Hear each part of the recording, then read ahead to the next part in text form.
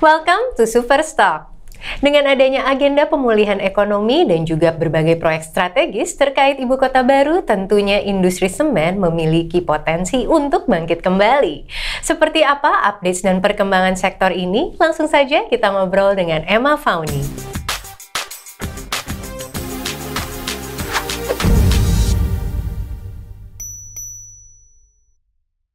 Hai Emma. Hai Mbak Alia, hai sahabat Miraset. Wah, udah lama banget nih Emma kita tidak mendengar adanya perkembangan ataupun insight baru nih terkait industri semen. Seperti apa sih perkembangannya industri ini sekarang ini? Oke Mbak Alia, jadi selama hampir 1 dekade ini kita melihat di industri semen ini terjadi isu oversupply gitu. Ini yang juga menyebabkan tekanan terhadap performa keuangan perusahaan-perusahaan semen yang berimbas kepada pergerakan harga sahamnya yang dalam sekitar 10 tahun ini turun sekitar 50%-an. Oh, lumayan juga ya turunnya ya? Iya, betul. Oke.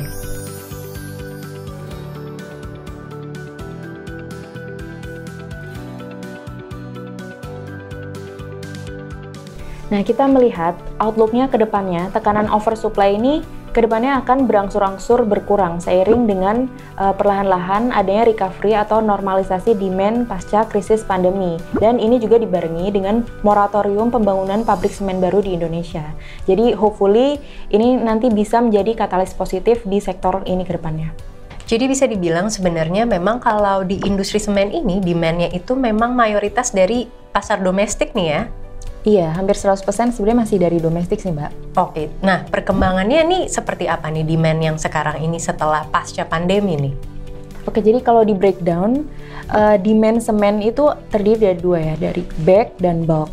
Bag itu yang semen dalam package, itu satuan ya? Iya, itu kontribusinya sekitar 70-75% terhadap demand nasional. Oh, gede banget ya? Jadi si bag ini jauh lebih gede daripada yang bulk. Iya, sementara yang bulk itu sekitar 20-25%-an. Nah, bag ini biasanya drivernya adalah dari project-project developer atau project-project infrastruktur yang nilainya kecil-kecil. Jadi biasanya mereka itu tidak memiliki silo yang cukup besar untuk bisa menampung semen dalam jumlah besar gitu.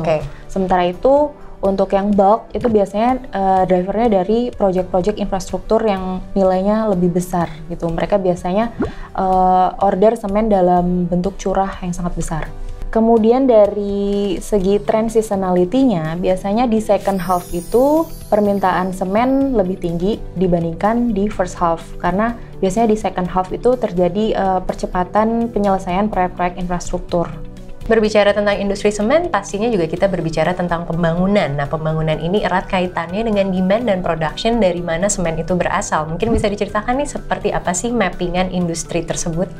Oke, jadi kalau dari sisi demand-nya, karena kepadatan penduduk dan juga kontribusi ekonomi itu terkonsentrasi di Pulau Jawa, maka memang lebih dari 50% demand nasional semen itu memang datangnya adalah dari Pulau Jawa. Jadi masih di Jawa ya? Betul. Dan di Jawa itu sendiri terkonsentrasi di Jawa bagian barat, yang mana ini terdiri dari Provinsi Jawa Barat, Jakarta, dan juga Banten. Ini yang kemudian mendorong terkonsentrasinya pula pembangunan pabrik-pabrik semen di daerah Jawa, terutama di bagian barat gitu. Sehingga kita bisa lihat utilization rate di daerah Jawa itu biasanya paling rendah karena kompetisinya itu paling ketat di situ. Nah, di Indonesia sendiri itu ada belasan produsen semen. Yang terbesar itu ada SMGR, yang kedua itu ada INTP. Nah, namun di tengah kompetisi yang ketat ini, SMGR dan INTP ini memiliki utilization rate yang relatif lebih baik dibandingkan industri. Salah satu challenges yang ada terkait industri ini adalah oversupply nih, yang konon dimulai kurang lebih 1 dekade yang lalu nih. Tapi sejarah awal mulanya ini karena apa nih? Apa triggernya nih, Mbak? Oke, jadi betul, oversupply ini sudah terjadi hampir 1 dekade ya. Mungkin lebih tepatnya sejak sekitar 2014 atau 2015-an. Nah, ini diawali dari tahun 2000-an dulu nih. Jadi di tahun 2000-an ini pada saat itu demand atas properti itu perlahan-lahan meningkat nih di Indonesia. Nah, ini yang kemudian menyebabkan permintaan atas semen itu juga berangsur-angsur meningkat. Naik ya, naik drastis ya. Nah, sehingga utilization rate yang ada di Indonesia untuk pabrik semen itu juga sedikit demi sedikit meningkat, dan puncaknya itu pada saat properti boom atau itu sekitar tahun 2010 sampai 2014-an. Nah, itu terjadi utilization rate-nya itu bahkan mencapai lebih dari 90%, yang mana ini menandai ketatnya supply pada masa-masa itu. Nah, sehingga ini mendorong pemerintah dan juga swasta untuk berangsur-angsur berinvestasi secara besar-besaran di industri semen ini. Dan untuk melakukan pembangunan pabrik baru itu biasanya membutuhkan sekitar 4-5 tahun itu pembangunannya. Makanya bisa kita lihat sekitar tahun 2015-an itu barulah jadi banyak pabrik-pabrik semen baru, sehingga di tahun 2015 sampai 2017 itu terdapat pertambahan kapasitas produksi semen yang sangat tinggi, jauh lebih tinggi dibandingkan pertumbuhan dari demand semen nasional itu sendiri.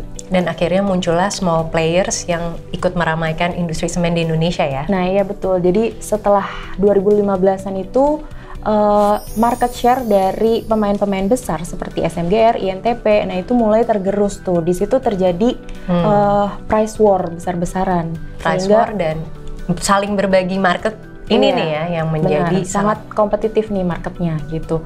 Sehingga nah disitulah terdampak performa keuangan dari perusahaan-perusahaan semen ini menurun gitu ya, karena kemampuannya untuk mempertahankan ESP itu jadi turun kan, karena mereka berkompetisi supaya harganya serendah mungkin, marginnya pun juga tergerus kayak gitu. Nah tapi perusahaan SMGR dan INTP atau perusahaan-perusahaan yang lebih besar itu cenderung memiliki resiliensi yang lebih baik ya kalau dibandingkan dengan pemain-pemain kecil lainnya gitu. Mereka punya utilization rate yang lebih tinggi daripada industri, kemudian juga dari segi kapasitas keuangannya pun juga lebih baik dibandingkan pemain-pemain yang baru ini ya. Tentu dibutuhkan adanya intervensi dari pemerintah nih untuk menangani oversupply dan overheat competition seperti itu tuh. Apa nih hal yang dilakukan oleh pemerintah untuk menjadi penengah dalam isu ini nih?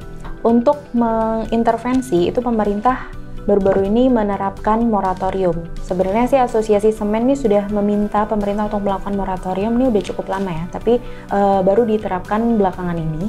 Jadi moratorium ini adalah pemerintah tidak memberikan izin atas pembangunan pabrik baru, sehingga kami melihat kapasitas produksi semen di industri ini kedepannya akan cenderung stagnan gitu ya. Jadi apabila diiringi dengan normalisasi demand pasca krisis pandemi, maka kami expect utilization rate-nya akan meningkat sedikit demi sedikit, sehingga tekanan oversupply dan price war ini juga kemudian akan mereda. Salah satu sentimen positif untuk industri semen adalah pembangunan ibu kota baru yang akan terjadi di Pulau Kalimantan. Nih bagaimana nih kira-kira potensi kedepannya untuk industri semen ini nih, Mak? Ya, jadi IKN ini adalah mega project yang akan dimulai pembangunannya pada September ini.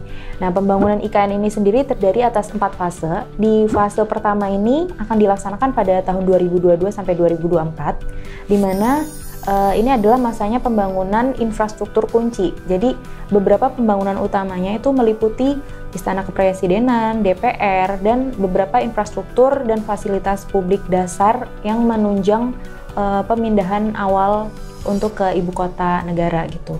Nah, di fase pertama ini kira-kira akan memakan biaya sekitar 461 triliun. Dan kami perkirakan di fase pertama ini pembangunan IKN ini akan bisa memberikan tambahan permintaan sekitar 1-2 juta ton per tahun. Ya memang ini belum terlalu signifikan ya kontribusinya terhadap konsumsi semen setahunnya. Mungkin sekitar 2-3% dulu. Nah, tapi kalau pembangunan di fase pertama ini nantinya berjalan sesuai rencana pemerintah dan tepat waktu, maka ini akan semakin memberi kepastian akan outlook perpindahan ibu kota untuk fase-fase yang selanjutnya, yang mana tentunya ini akan memberikan kontribusi demand yang jauh lebih signifikan lagi nantinya per tahunnya. Oke, jadi sahabat Mirai Aset udah makin paham ya, ternyata memang ada potensi nih untuk kedepannya khusus industri semen.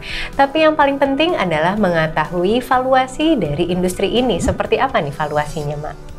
Oke, jadi secara valuasi memang sudah sangat menarik ya kalau saya nilai. Jadi saat ini SMGR dan INTP itu diperdagangkan di multiple PE dan EV/EBITDA itu yang di bawah -1 standard deviation. Bahkan hampir mendekati -2 standard deviation dari multiple 10 tahun terakhir baik PE maupun EV/EBITDA.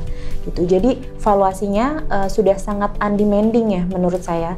Dan jika terjadi turning point utilization rate-nya itu sedikit demi sedikit improve karena adanya stagnannya pertumbuhan kapasitas tadi itu yang menandai meredanya oversupply di industri ini, maka ini bisa menjadi potensi re-rating untuk saham-saham produsen semen ke depannya. Dan pemain besar dalam hal ini SMGR dan INTP itu menurut saya yang paling terdepan untuk bisa menggrab opportunity itu. Karena mereka ini menguasai pangsa pasar produksi maupun market share yang lebih besar dan juga kapasitas keuangan yang juga lebih unggul dibandingkan pemain-pemain kecil lainnya di masa sulit selama beberapa tahun belakangan ini. Setelah mengetahui valuasi dari industri ini, tentunya sahabat Mirai Aset ingin tahu top picks pilihan khusus saham di industri ini. Oke, jadi dari potensi yang kita lihat di industri ini, untuk saat ini kami memiliki top picks SMGR karena kami menilai SMGR ini memiliki profil portofolio market yang lebih diverse. Kemudian SMGR ini memiliki strong presence yang tersebar di berbagai daerah di Indonesia gitu ya. Kemudian SMGR ini juga bisa memperoleh opportunity yang lebih besar untuk melayani proyek-proyek konstruksi di Indonesia. Jadi kalau misalnya ke depannya outlook dari sektor konstruksi atau alokasi budget infrastruktur di APBN itu digencarkan, tentu SMGR ini yang paling terdepan untuk bisa menggrab opportunity tersebut. Nah, menariknya lagi, di tengah tingginya harga-harga komoditas, secara valuasi SMGR ini juga diperdagangkan lebih undemanding dibandingkan kompetitor-kompetitor terbesarnya seperti INTP gitu. Nah, secara umum outlook performa keuangan dalam waktu dekat SMGR itu kemungkinan akan lebih bagus ya pertumbuhannya, disertai juga dengan valuasi yang lebih menarik. Kami memiliki rating buy untuk SMGR dengan target price itu 10.700. Target price ini diderive menggunakan target EV/EBITDA multiple sebesar 8,7 kali. Kemudian untuk INTP, kami lihat mungkin tahun depan ya momentumnya jika tesis normalisasi dari harga-harga komoditas ini benar terjadi, maka akan ada potensi kenaikan performa keuangan yang lebih baik untuk INTP. Tapi kalau misalnya masih tinggi harga-harga komoditasnya, maka dilihat lagi apakah SMGR itu nanti bisa secure seluruh kebutuhan batu baranya 100% menggunakan harga DMO lagi. Nah, kemudian salah satu keunggulan INTP itu adalah balance sheet-nya yang sangat bersih dan tidak ada hutang ya gitu. Oke sahabat Mirai Aset, jadi tadi lengkap sekali ya apa yang udah di-sharing sama Emma terkait perkembangan dan update industri semen yang terjadi di Indonesia saat ini. Terima kasih banyak Emma. Sama-sama Mbak Alia. Semoga sharing dari tim research Mirai Aset Sekuritas Indonesia di episode Superstock ini dapat menjadi bahan review untuk stock watchlist di portofolio sahabat Mirai Aset. Saksikan terus Superstock hanya di YouTube Mirai Aset Sekuritas Indonesia dan pastinya happy cuan!